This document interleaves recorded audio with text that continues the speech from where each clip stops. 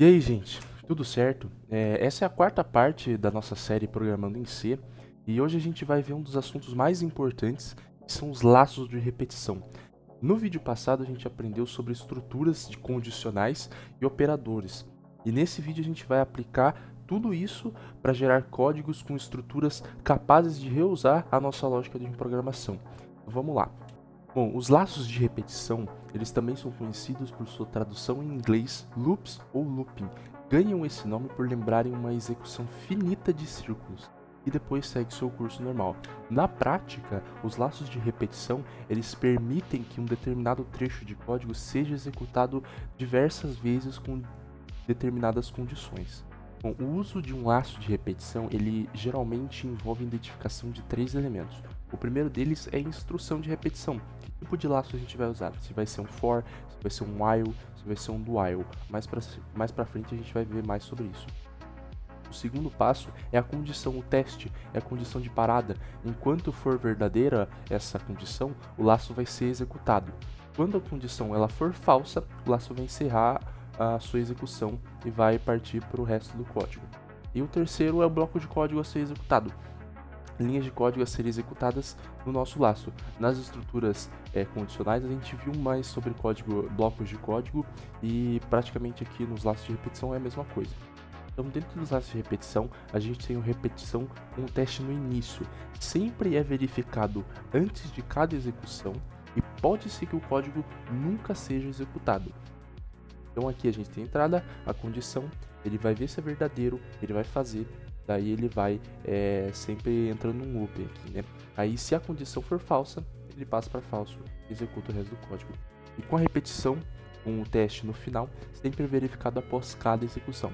Então ele primeiro vai fazer, daí depois ele vai verificar a condição, vai definir se é verdadeiro ou falso. Se for verdadeiro, ele faz o loop, se for falso, ele encerra o loop. Então a gente tem a nossa condição, que é o critério a ser utilizado para executar ou não o trecho de código dentro do laço de repetição.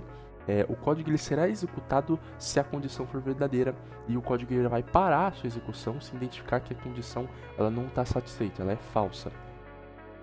Então, a gente tem um bloco de código a ser executado, que são as linhas que deverão ser executadas caso a condição for verdadeira. Então é o faça. Né? Tudo que tiver dentro do faça, dentro do seu bloco de código, vai ser executado se a condição for verdadeira. O primeiro laço de repetição que a gente vai ver é o while. O while ele vai testar a condição no início da execução. Então a gente tem aqui um exemplo de código em C. Ele declara aqui uma variável i, e enquanto i for menor que 5, ele vai printar o i. E ele vai aqui dentro do bloco de código incrementar. Então i vai ser igual a i mais 1. Então ele vai printar 0. Ele vai começar como que i é 0, então ele vai começar 0, 1, 2, 3, 4, até menor que 5. Se eu quisesse printar o 5, tinha que ser menor ou igual. Então aqui no nosso code blocks, a estrutura básica do while é o while e a condição, né? A gente tem uma variável inteira que recebe 0. E aqui é o nosso exemplo que ele vai pedir para o usuário inserir um número positivo. O while é útil quando a gente não sabe o número de iterações e precisamos depender de uma condição um pouco dinâmica. Então vou executar o código aqui. Ele vai verificar o número positivo.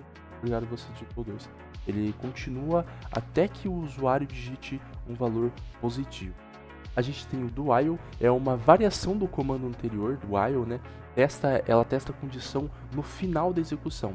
Então, faça isso aqui, né? Faça o printf enquanto i for menor que 5. Aqui no nosso código, o laço do while ele é similar ao while, mas com uma diferença que ele sempre vai executar o bloco de código ao menos uma vez, né? Porque ele faz primeiro e depois ele verifica a condição. Então aqui nesse código, ele pede ao usuário para inserir um número até que digite um número maior que 0. Então vamos executar o código. Um número positivo, jogar 4, ele obrigará você a digitar 4. Só que aqui nesse código, mesmo que você digite, sei lá, um número negativo, ele vai executar ao menos uma vez. A gente tem também o for, que é um comando muito mais complexo que o while ou do while. Ele envolve uma variável de controle e blocos de execução em uma mesma linha de código. Ele possui 3 elementos básicos. A primeira declaração, ela vai ser executada uma vez. A segunda declaração vai definir a condição de parada. E a terceira declaração, ela vai ser executada toda vez após a conclusão do laço. Então aqui no nosso código de exemplo, a gente tem aqui no for a primeira declaração, ela vai ser executada uma vez, então i igual a 0. Depois a segunda declaração, a nossa condição de parada, ela vai ser i, enquanto i for menor que 5, ele vai rodar o bloco de código. E a terceira declaração, ela vai ser executada toda vez após a conclusão do laço. Então aqui vai ser o nosso incremento. Ele vai incrementar o i até a nossa condição de parada. Esse código exemplo aqui, que é o for, ele é semelhante àquele código while, só que aqui de uma maneira mais enxuta. E quando você vai usando bastante os laços de repetição, você vai ver que o for ele é bem útil para esse tipo de situação. Já aqui no for, a gente vai ter a inicialização, a gente vai ter a nossa condição de parada, enquanto for i, enquanto for menor ou igual a 10, a gente vai ter o incremento dessa variável, né? Então, esse é um exemplo de código que vai imprimir os números de 1 a 10. Executando, ele imprime os números de 1 a 10. Se eu quiser deixar de outra maneira, é só remover a tag n e deixar um espaço. Ele vai imprimir em linha certinho. O for ele é muito útil para contagens, por exemplo, e quando a gente conhece o número de repetições. Então, recapitulando, o while ele é bem útil para quando a gente quer repetir até uma condição ser atendida. O do while a gente usa quando a gente quer que o código rode pelo menos uma vez antes de verificar a condição. E o for quando a gente sabe o número de interações e quer executar o bloco de código. Então a gente precisa pensar bem no tipo de problema para escolher o laço mais adequado. Bom, agora a gente pode propor um desafio aqui para a gente mesmo. Vamos montar uma tabuada. O algoritmo ele deve solicitar ao usuário a pressionar um número e esse número vai ser multiplicado na tabuada do 1 até o 10. Então vamos pensar aqui. A gente começa aqui no nosso código, primeiro dando incluir as bibliotecas que a gente vai usar. Aí só vou montar nosso int. Tá, um return aqui. Beleza. A gente pode começar declarando sempre as variáveis. Vamos declarar uma variável em número. Ela não vai receber nada. A variável i. Beleza. Vamos pedir para o usuário digitar um número. printf.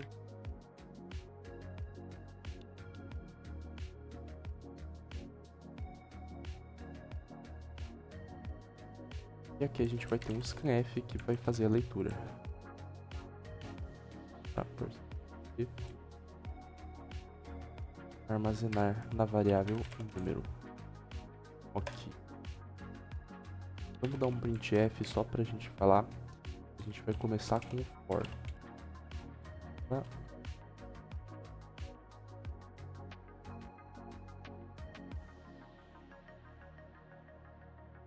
For.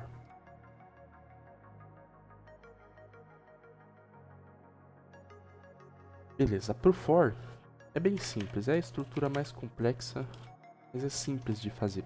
A gente declara aqui i igual a 1, a nossa condição de parada, enquanto i for menor ou igual a 10, e vai incrementar i mais mais. Beleza. Nosso bloco de código, a gente vai dar um printf. Beleza, porcentagem de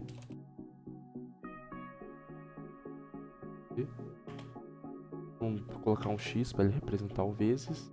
Porcentagem de igual porcentagem de barra n.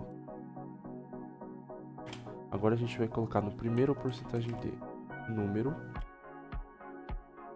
vezes o número do usuário e o resultado vai ser o número vezes. Beleza. Vou fazer um teste. Utilizando o for, a gente o número 4, ele fez todas as contas certinhas. Beleza. Agora a gente pode pode usar... Eu acho que a gente pode usar o while. Então, só vamos fazer um printf.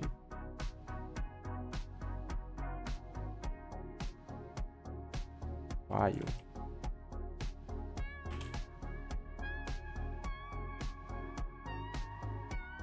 Eu aperto o Z na hora de apertar contra a barra. Beleza.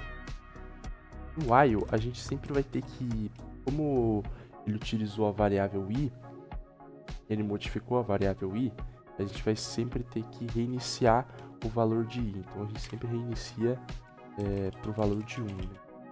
Para não dar erro. Beleza. While, bota na sua condição, enquanto i for menor ou igual a 10, a condição praticamente vai ser sempre a mesma. Ele vai executar o nosso bloco de código, printf. Dá pra fazer só pra... Vamos aqui, ó, só pular. Beleza, é isso. Ah, falta o incremento, né? E mais aqui embaixo. Aumentar. Perfeito. A gente vai para fazer tudo while.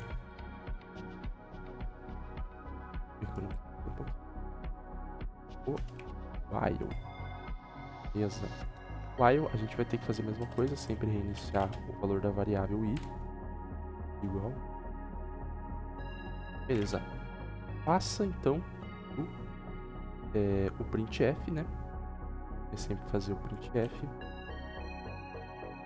E incrementar, não pode esquecer.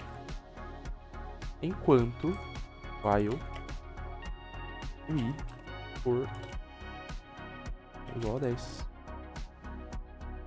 Beleza. Vamos ver se deu certo. Ah, esqueci.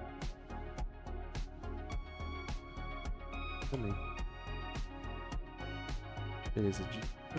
Então, número 5. Ele fez a tabuada do 1 ao 10 utilizando o número que o usuário entrou. Sempre utilizando. Aqui a gente utiliza o for, utilizando o while, utilizando o do while. Para o usuário não muda muita coisa, né? O que muda mesmo é a lógica de programação que a gente utilizou aqui. Bom, então acho que é isso, né? A gente viu nesse vídeo aí o que são os laços de repetição, como é que funciona esses loops, né? While e for. Já no próximo vídeo a gente vai começar a falar sobre vetores e matrizes, né? Já vamos entrar em algumas estruturas complexas, começar a falar de dimensões e índices e posições de vetores e matrizes. Se você gostou do vídeo, deixa um like. Se você quer acompanhar aqui os conteúdos do canal, se inscreva-se aí. Acho que é isso. Até a próxima.